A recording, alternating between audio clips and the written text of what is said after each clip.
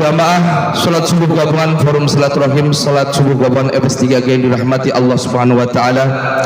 Meningkat acara selanjutnya, mari sama-sama kita dengarkan tausiah agama oleh Syekhuna Al-Karim, Syekhuna Al-Mahbub, Syekhuna Al-Kabir alladhi ayyusamma ismuhu bita'ziman wa takriman Habibana Muhammad Al-Bagir bin Alwi bin Yahya. Kepadanya wa ilahi wa yatafaddal mashkura. Sallu ala nabi Muhammad, sallu ala nabi Muhammad.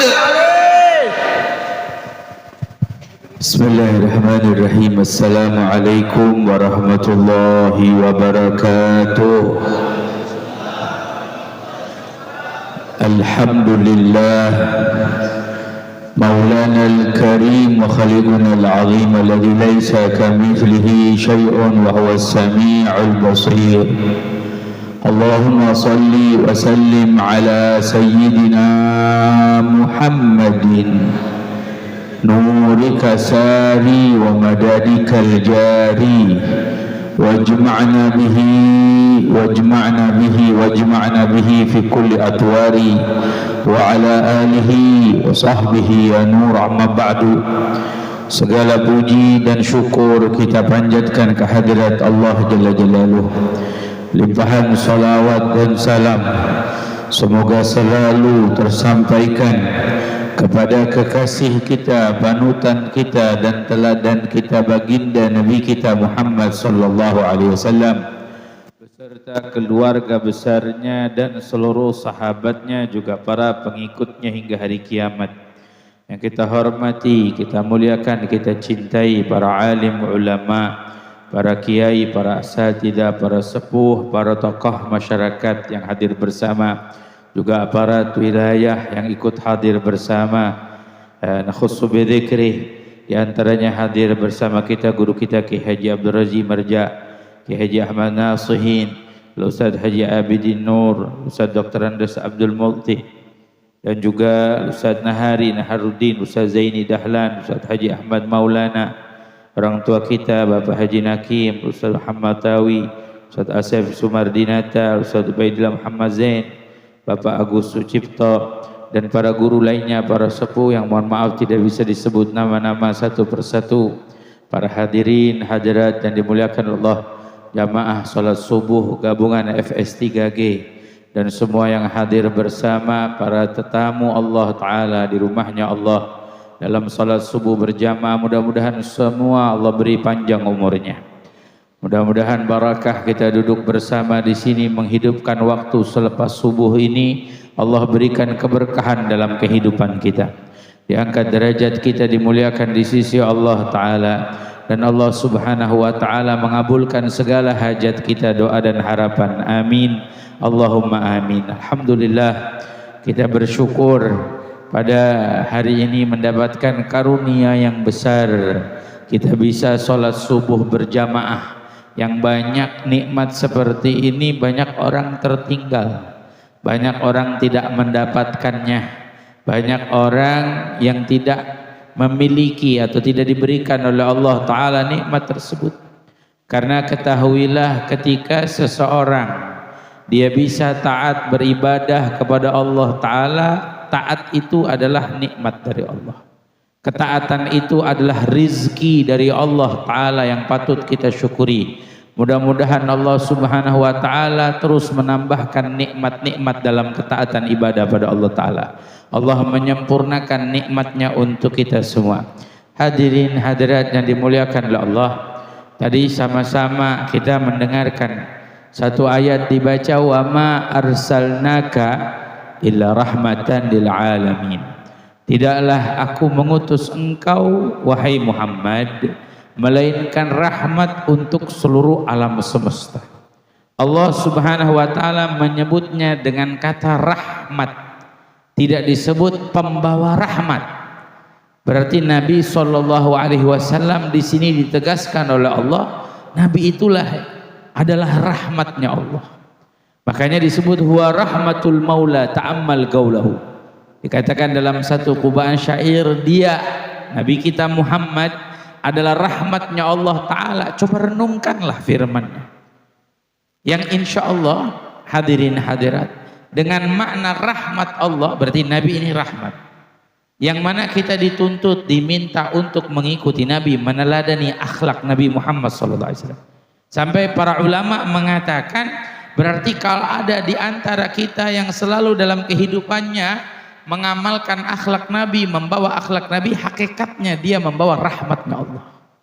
Jadi akhlak yang kita bawa dalam kehidupan kita ini adalah hakikatnya rahmat Allah Ta'ala. Dan memang nyatanya akhlak ini yang membuat perubahan. Kita bisa lihat perubahan di sekeliling kita akan terjadi kalau kita bawa dalam kehidupan kita rahmat dari Allah. Contoh yang hadir di sini, suami pulang dari sini bawa akhlak Nabi Muhammad SAW. Masa iya nggak ada perubahan di istri, di anak? Istri pulang dari sini dia bawa akhlak Rasulullah, masa iya nggak ada perubahan di suami, di anak?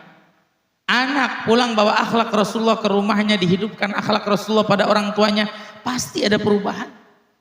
Nah, inilah rahmat dari Allah Subhanahu wa Ta'ala.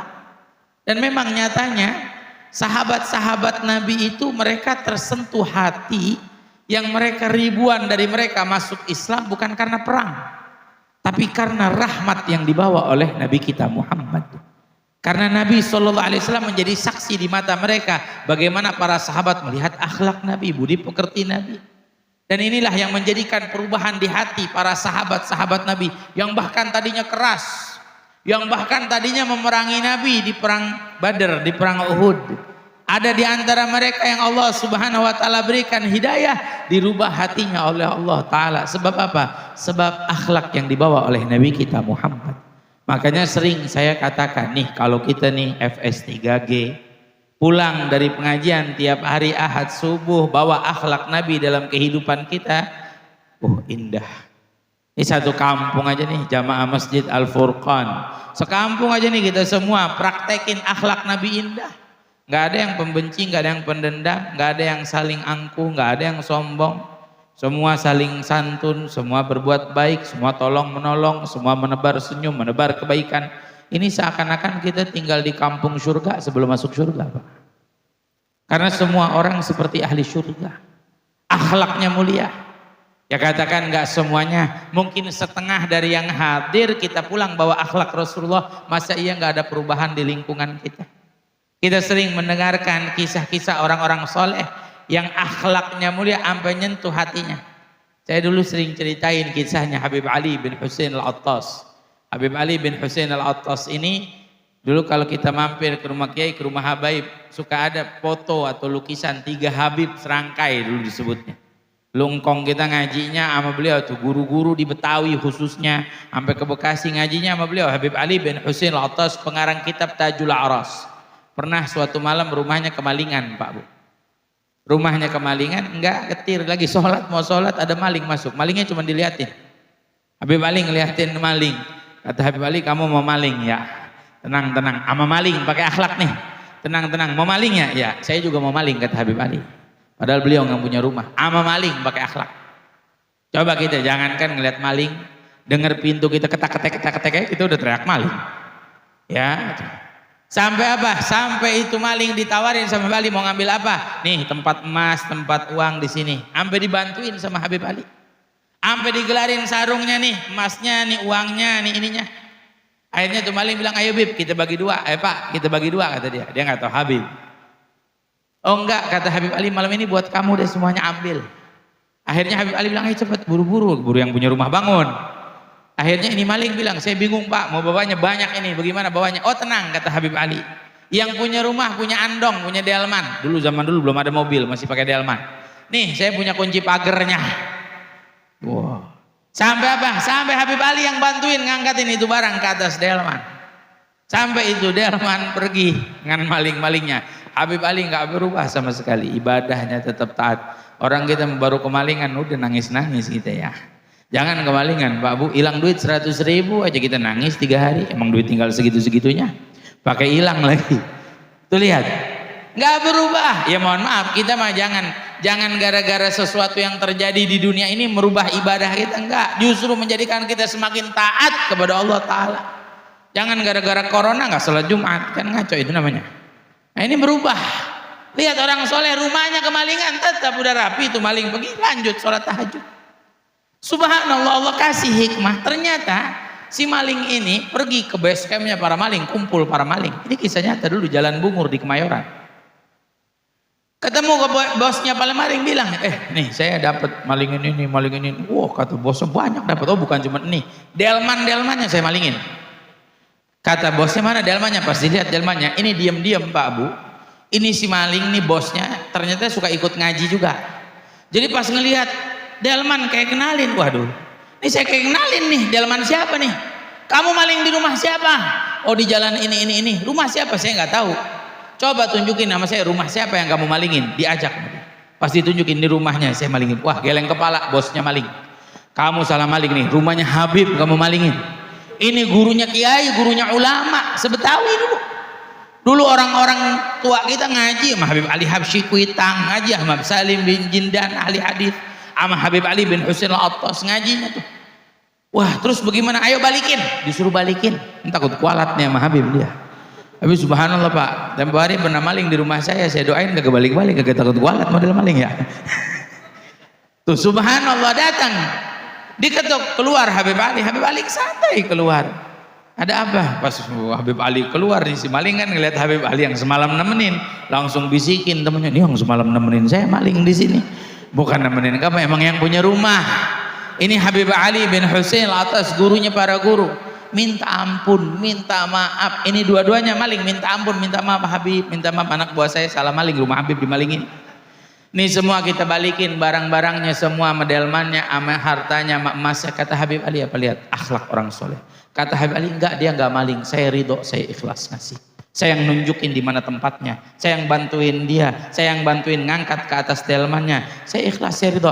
Saya enggak mau dia dapat dosa gara-gara saya. Dan kami keluarga Rasulullah, kalau udah ngeluarin sesuatu dari kantong enggak boleh lagi sekali-kali masuk ke dalam kantong. Nih akhlak yang seperti apa nggak ngerubah hatinya? Berubah hatinya. Ini maling dua-duanya tobat, belajar sama Habib Ali, jadi muridnya Habib Ali. Dan salah satu maling tersebut yang ceritain ini perubahan. Lah coba kalau di kampung kita ada maling ayam, mati Pak, digebukin orang mati. Padahal maling ayam, ya Allah, maling ayam paling berapa, 30.000, 40.000 itu ayam.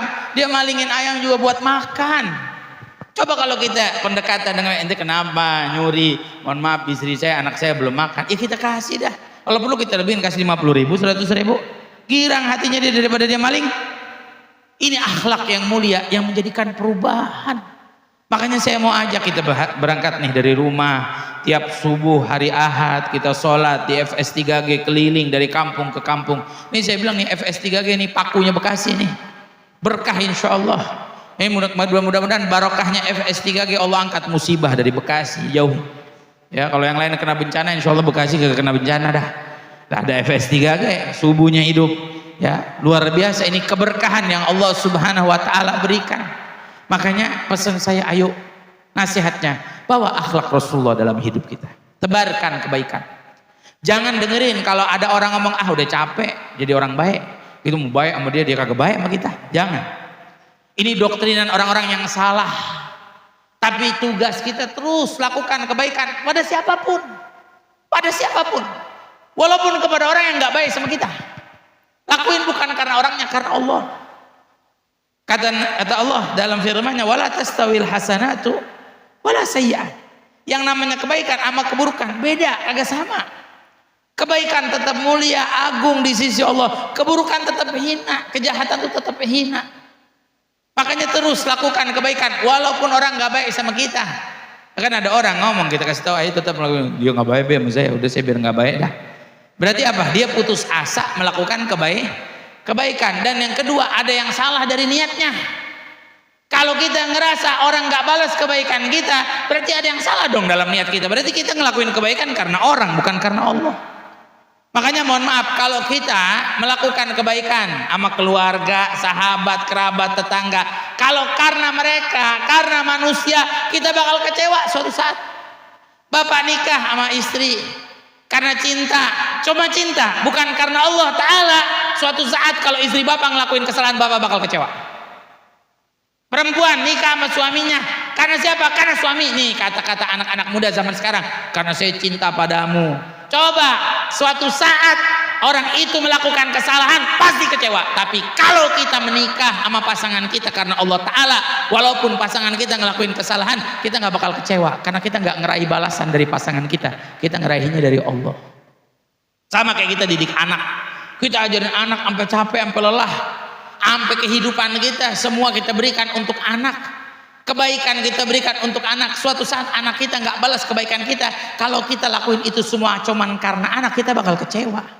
Berapa banyak orang tua yang kecewa? Ada orang tua dipenjarain sama anaknya, gimana nggak mau kecewa? Tapi kalau kita ngerawat anak, didik anak, ngajarin anak, ngayangin anak, memberikan kebaikan untuk anak karena Allah Ta'ala, kita nggak bakal kecewa walaupun anak kita nggak balas kebaikan kita. Kita lakuin sama sahabat, sama kerabat, sama tetangga setiap kebaikan karena Allah Ta'ala, nggak bakal kecewa. Andai seluruh di manusia di muka bumi ini yang kita berbuat kebaikan kepadanya tidak ada satupun yang membalas kebaikan kita, kita nggak akan kecewa karena kita yakin Allah akan membalas kebaikan kita. Dan Allah nyatakan idfa billati hiya ahsan. Kata Allah, balaslah dengan yang lebih baik. Udah balas sama orang yang baik aja. Jangan kita balas orang nggak baik. Ada orang jahat sama kita, ada orang suka ngomongin kita di belakang, ada orang suka ngebicarain kita, jangan dibalas, biarin. Ntar tuh orang capek sendiri. Lagian jahat sama kita juga pakai modal gondok, modal kesel. Apalagi kalau nimpuk kagak kena. Betul apa salah? Ya udah, kita jangan balas. Nabi nggak pernah ngajarin kita balas. Jangan sampai kita membalas. Karena apa? Karena kalau ada orang berbuat kejahatan kepada kita, kita mau balas, pasti kita nyari yang lebih jahat dari dia. Kita nyari yang lebih buruk. Ada orang ngehina, kita balasnya carinya hinaan yang lebih parah. Subhanallah Pak Bu, ini satu cerita aja ya yang saya alamin berapa bulan yang lalu. Mungkin Bapak Ibu juga dengar berita, ada saya pernah berbicara ceramah saya dipotong-potong, ada orang nyebarin sengaja diadu domba, rame itu beritanya ya, sampai ada orang ngatain saya Pak Bu, sampai ada orang sengaja bikin video di Masjidil Haram ngomongin saya binatang tuh Habib Bagir, suruh saya keluar dari majelis Rasulullah. Saya demi Allah saya ridho, saya ikhlas Pak Bu. Kemarin berapa minggu yang lalu saya ceramah di Pekojan, demi Allah saya ceramah, saya bilang, saya pas ingat tuh, saya ikhlas, saya ridho walaupun dikatain, dihina, dicaci maki. Subhanallah, habis turun panggung jamaah saya ngasih unjuk video orangnya meninggal yang ngatain. Habis. Hidup kita sampai di sini Pak Bu. Apa yang kita lakuin, apa yang kita perbuat bakal kita bawa sampai di akhirat nanti. Berapa banyak kita berbuat perilaku buruk yang nanti bakal menyulitkan perjalanan kita di akhirat. Bukan kenapa-napa, yang nggak pantas kita ngerendahin orang, ngejelekin orang, apalagi ngehina orang. Kalau ada orang misalkan di sekeliling kita dia berbuat maksiat, nggak boleh kita rendahin. Orang yang bermaksiat aja nggak boleh kita rendahin, apalagi orang yang salat, yang ibadah, yang taat sama Allah. Apalagi orang soleh, ulama atau guru, apa boleh kita ngomongin? Apa boleh kita ngejelekin? Apa boleh kita ngehina? Tuh. Allah Subhanahu wa taala pasti akan memberikan balasan. Wa kulla syai'in khalaqnahu biqadar. Segala sesuatu kami ciptakan ada kadarnya, ada hitungannya. Yang kita semua pasti akan diperhitungkan di hadapan Allah Ta'ala. Makanya saya mau ajak nih jamaah Masjid Al-Furqan FS3G, ayo pulang dari sini tebarin kebaikan, lakuin kebaikan walaupun orang gak baik sama kita, terus lakuin kebaikan karena kita ngarepin balasan dari siapa. Jangan sampai kita jadi orang yang jahat, orang yang berperilaku buruk, karena kita juga bakal dapat balasan itu dari Allah Ta'ala. Kama tadinu tudan, kama tazra' tahsun. Apa yang kamu lakukan pada orang lain akan terjadi pada dirimu sendiri. Apa yang kamu tanam, kamu pasti akan meraih panen hasilnya. Jadi lakukan kebaikan supaya kita dapat panen hasil yang baik. Ini contoh di masjid nih. Saya tadi pas ngelihat di jalanan, buat streaming, ngelihat di depan beda masjidnya. Pas nyampe sini, pas ngeliatnya baru bener nih masjid yang dibangun. Mudah-mudahan Allah mudahin rezekinya. Biar sampai selesai, biar memberikan kenyamanan buat kita ibadah sama Allah Ta'ala. Makanya saya mau ajak, ayo pesen saya nih, termasuk untuk masjid, kita bantu sebisa kita, semaksimal kita, lakuin kebaikan. Karena ini bakal jadi pahala ladang buat kita di akhirat. Saya dulu pernah punya guru namanya Al-Habib Murtadha bin Tahir. Beliau pernah cerita. Dulu ada satu orang kaya raya, dia mau bangun masjid. Ini kisah nyata. Ini orang kaya raya mau bangun masjid, ngomong sama satu nadirnya, bilang, ini saya mau bangun masjid, kamu ngurusin. Tapi syaratnya satu, ini orang hebat. Nggak boleh ada yang bantuin, saya mau bangun sendiri dari awal sampai akhir, duit saya. Ini orang hebat, bangun masjid sendirian, kagak mau dibantuin sama yang lain. Akhirnya sepakat dengan nadir, perjanjian, dah Jadi dia mau bangun masjid, yang ngurusin nadir nggak boleh ada yang bantuin. Bangun masjid berjalan. Tiba-tiba ada nenek-nenek lewat, ngelihat masjid lagi dibangun, ya kan tahu. Dalam riwayat man bana baitullah man bana masjidan banallah qasran fil jannah. Siapa yang bangun masjid, Allah bangunin rumah di surga nanti. Subhanallah, ini nenek datengin pengurus. Ini lagi dibangun masjid. Iya, Nek, lagi dibangun masjid. Ya udah deh, saya pengen ngikut nyumbang. Lah kata ini pengurus, kagak bisa, Nek, minta maaf. Ini baru tumben ya ada pengurus masjid kagak ngasih sumbangan. Ya kagak ngasih, orang mau nyumbang. Di mana-mana mah kalau perlu kita yang cari sumbangan. Pak, Bu, Masya Allah, kan jarang orang kayak begini. Di Parung itu pernah dulu Al-Walid Habib Ali bin Abdurrahman Segaf cerita. Di Parung itu suka ada, dulu ada masjid, satu masjid mau dipugar, mau dibangun, orang sampai minta-minta di jalanan. Sampai datang orang kaya raya lewat, pas lewat ngelihat ini orang ngapain minta-minta, sholat di situ. Kebetulan pas sholat ngelihat imamnya, ternyata imamnya teman lamanya si orang ini. Ditanya setelah sholat, Pak, ini ngapain pada minta-minta di jalanan? Oh iya, ini masjid mau dibangun, kita minta ada sedekah. Habis orang sini juga pada susah, pada sulit, nggak punya. Oh gitu, Pak, bilangin itu yang pada minta-minta di luar, suruh pada masuk. Mulai sekarang jangan pakai minta lagi, saya bantuin sampai selesai. Ya, orang kayak gini susah nih, jarang nih ya. Ayo mudah-mudahan ada di sini di Bekasi, amin. Amin, ya, menjoragan kontrakan kayak apa-apa ya, bantuin, amin ya robbal.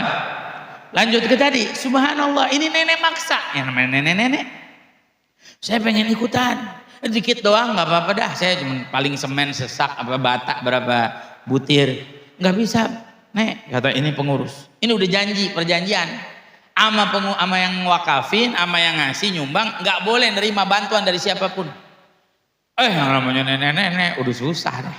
Siapa yang bisa berhentiin? Jangankan nenek-nenek, ibu-ibu aja kagak bisa kita berhentiin. Ya kalau mau belok ke kanan sana ke kiri, ya kan? Ini nenek-nenek lebih parah lagi. Subhanallah, akhirnya pengurus udah kagak kuat, dia pegal ngeladenin nenek-nenek, ngomong nih, ya udah Nek, iya deh. Kata Sunan, pokoknya tolongin dah, saya mau dikit doang. Udah jangan dikasih tahu, nggak usah dikasih tahu. Ya udah Nek, nggak usah ada yang tahu ya, ya. Cuman saya sama nenek ya, iya. Nggak boleh ada yang tahu, benar, nggak boleh ada yang tahu, iya, nggak boleh ada yang tahu. Janji itu. Akhirnya dikasih ya berapa bata bahasanya.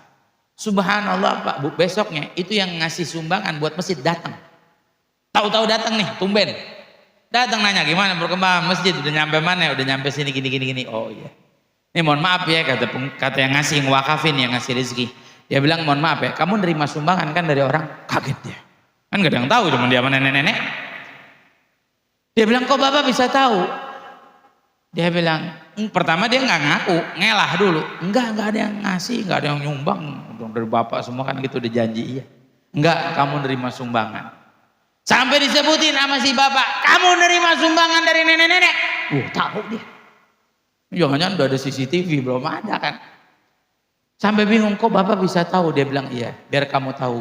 Semenjak saya mulai niat membangun masjid ini, tiap malam tidur saya mimpi Allah bangunin saya rumah di surga. Tiap malam saya mimpi. Tapi semalam mimpi saya beda. Samping rumah saya ada rumah nenek-nenek. Ini nyata Pak. Subhanallah. Samping rumahnya ada rumah nenek-nenek. Karena apa? Itu nenek-nenek ikut andil. Walaupun cuma sedikit. Ikut berbuat kebaikan. Allah bakal balas kebaikan kita. Wa kulla syai'in khalaqnahu biqadar. Segala sesuatu yang diciptakan oleh Allah ada hitungannya. Kebaikan kita ada hitungannya, keburukan kita ada hitungannya. Makanya saya pesan, ayo kita bantu. Mudah-mudahan insya Allah ini masjid biar cepat selesai, nyaman, memberikan kenikmatan dalam beribadah kepada Allah Ta'ala. Amin ya Rabbal. Terakhir saya boleh pesan enggak Pak Bu? Boleh enggak? Ya, kita ngelihat kondisi sekarang, kesian saudara-saudara kita di Palestina. Saya cuma pesan 3 aja. Yang pertama, ayo mulai sekarang jangan berhenti doa. Saya yakin doa Bapak Ibu hadirin hadirat semua diijabah oleh Allah. Ngangkat tangan kita terus minta sama Allah berikan pertolongan buat saudara kita di Palestina. Kita minta sama Allah Ta'ala biar Allah hancurin mereka orang-orang yang zalim tuh. Yang jahat, mereka orang Zionis yang sampai memerangi kaum muslimin, membantai kaum muslimin. Mudah-mudahan Allah Subhanahu wa Ta'ala memerangi mereka. Terus yang kedua, pesan saya, punya rezeki, punya apa, bantu. Kita bantu apa yang bisa kita lakuin kebaikan. Yang ketiga, jangan sampai kita salah ngebantu. Malah yang kita ngebantu, kita dukung, kita sokong, kita beli produk yang mendukung Zionis ngancurin kaum muslimin. Mulai sekarang tinggalin pelan-pelan.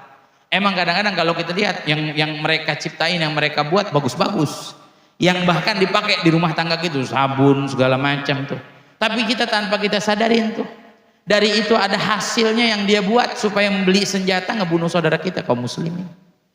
Ya saya dulu seneng Pak, kalau habis ceramah dari FS3G mampir tuh di Jati Asih, nengok dikit ada tukang soda tuh pakai es ya, ada jual kentangnya kan tahu ya. Tuh mampir saya beli tuh buat sarapan. Kadang-kadang kan kagak makan, saya buru-buru. Apalagi lanjut kemana kan. Tuh demen banget. Tapi ngelihat saudara saya, anak-anak kecil tuh yang pada dibunuh, langsung saya habis itu nggak kepengen lagi dah. Jangankan disuruh beli, gratis juga ogah saya. Dikasih juga ogah sekarang. Karena apa? Sedih Pak kita ngelihat saudara kita sampai kayak begitu. Nah yang paling penting dari itu bukan cuman produknya kita boikot, bukan cuman produknya kita tinggalin, ajarannya juga tinggalin. Ajaran mereka, pemahaman mereka, orang-orang Yahudi yang ngajarin anak-anak kita, keluarga kita, ayo mulai sekarang tinggalin. Berapa banyak orang-orang kita terikat sama ajarannya orang Yahudi? Saya sebut satu aja yang gampang lah, nikahan aja.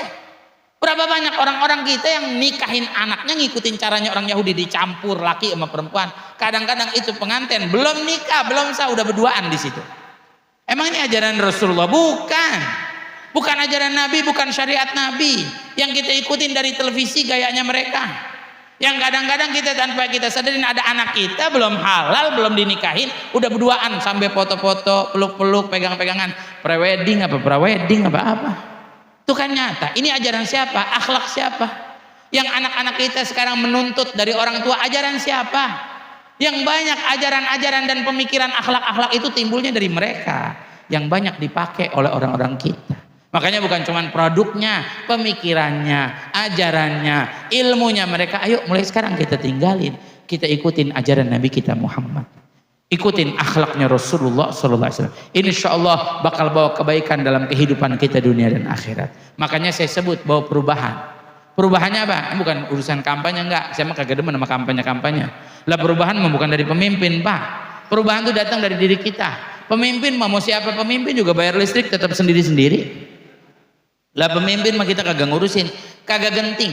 Buat saya pemilu kagak genting, nanti 2024 nyampe udah milih siapa yang jadi pemimpin kita hormatin, selesai. Itu tugas kita. Saya nggak punya hak ngajak Bapak Ibu, ayo Pak pilih si Anu, pilih si Fulan, nggak punya hak. Karena itu bukan tugas saya. Tugas saya mengajak Bapak Ibu, ayo kita deketin diri kita sama Allah Ta'ala.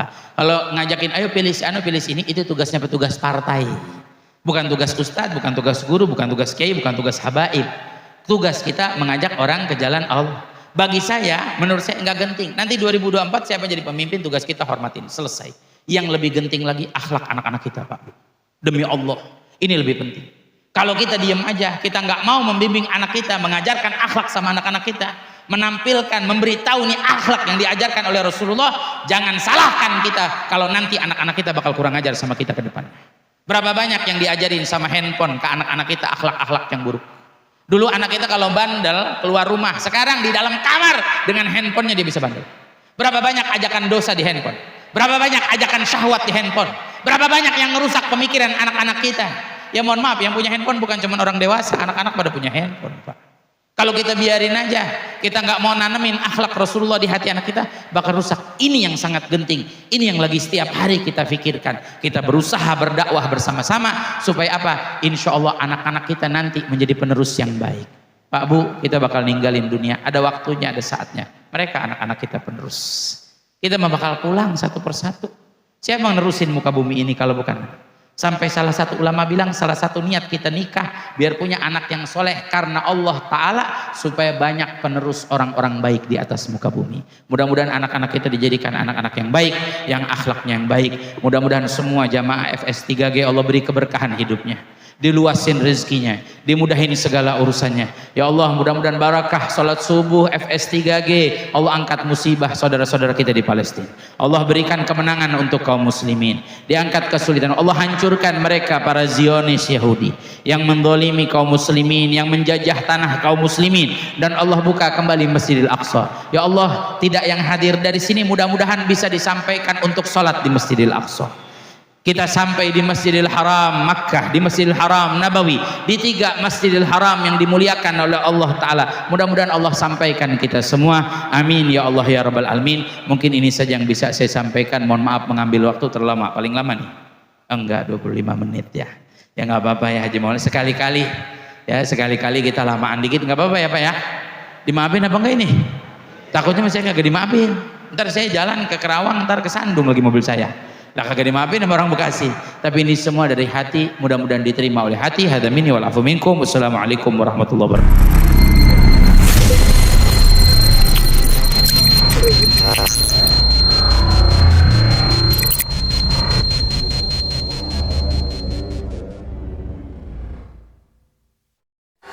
Dengan siaran langsung YouTube channel live streaming Fadlan Sel. Jadi setelah acara nanti bisa ditonton kembali, dilihat kembali di YouTube channel Fadlan Sel, dan jangan lupa untuk like, komen, subscribe untuk membantu siar dakwah agama Allah Subhanahu wa taala.